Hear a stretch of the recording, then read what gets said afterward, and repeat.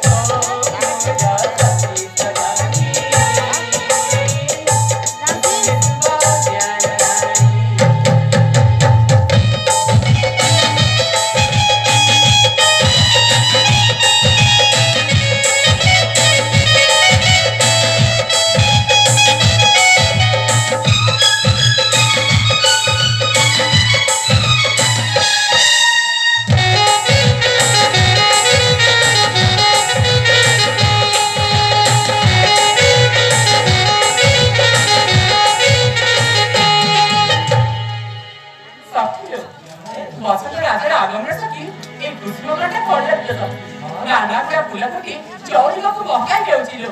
ए सखी से फूल गुड़ा को देखि मन रे लोभ जाति हेउछि सତରେ सखी लाइला में केटा फूल तोरिबा माडा को किबा शिव का दर्शनार्थ जीवा सखी ए सखी तमे सेई पटे जाओ केटा फूल तुझे आनिबो किंतु मन रे केवल चंपा नहीं आसबो हैला ए सखी तमे ना केवल बेलपत्र लेके आसो सखी लोग तमर जहा इच्छा से फूल आनिबो किंतु मने रखिबो जो फूल शिव का चरण लागिबो से फूल ही आनिबो सखी तमे मोर से चलो अरे कौन ऑर्डर से जाके आना जे